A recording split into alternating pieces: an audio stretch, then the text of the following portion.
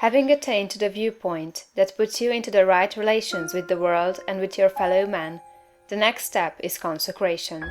And consecration in its true sense simply means obedience to the soul. You have that within you, that which is always impelling you toward the upward and advancing way. And that impelling something is the divine principle of power. You must obey it without question. No one will deny the statement that if you are to be great, the greatness must be a manifestation of something within.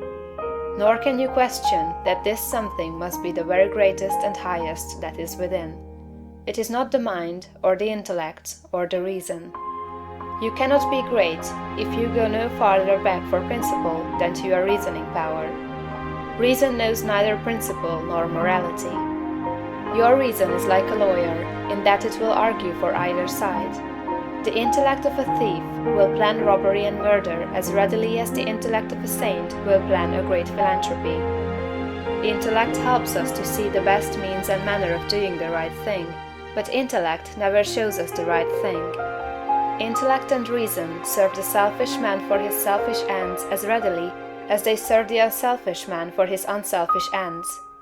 Use intellect and reason without regard to principle, and you may become known as a very able person, but you will never become known as a person whose life shows the power of real greatness.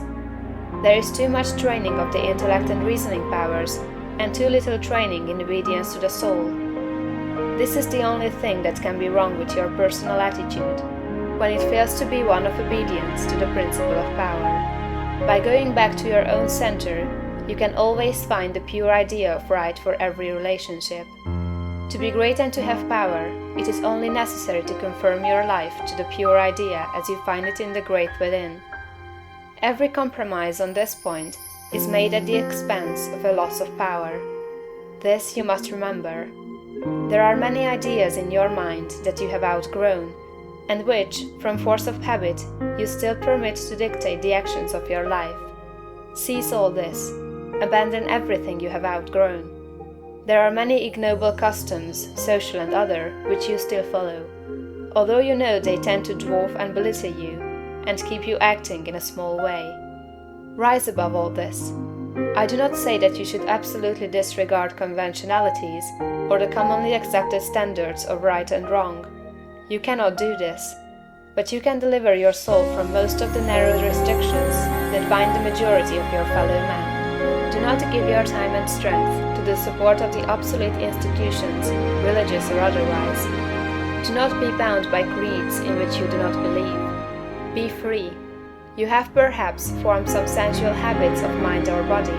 Abandon them. You still indulge in distrustful fears that things will go wrong, or that people will betray you or mistreat you. Get above all of them. You still act selfishly in many ways and on many occasions. Cease to do so. Abandon all these, and in place of them, put the best actions you can form a conception of in your mind. If you desire to advance, and you are not doing so, remember that it can be only because your thought is better than your practice. You must do as well as you think. Let your thoughts be ruled by principle, and then live up to your thoughts. Let your attitude in business, in politics, in neighborhood affairs, and in your own home be the expression of the best thoughts you can think. Let your manner toward all men and women, great and small, and especially to your own family circle, always be the most kindly, gracious, and courteous you can picture in your imagination. Remember your viewpoint. You are a god in the company of gods, and must conduct yourself accordingly. The steps to complete consecration are few and simple. You cannot be ruled from below if you are to be great. You must rule from above. Therefore, you cannot be governed by physical impulses. You must bring your body into subjection to the mind. But your mind, without principle, may lead you into selfishness and immoral ways. You must put the mind into subjection to the soul, and your soul is limited by the boundaries of your knowledge. You must put it into subjection to that our soul which needs no searching of the understanding, but before whose eye all things are spread. That constitutes consecration. Say, I surrender my body to be ruled by my mind. I surrender my mind to be governed by my soul. And and I surrender my soul to the guidance of God. Make this consecration complete and thorough, and you have taken the second great step in the way of greatness and power.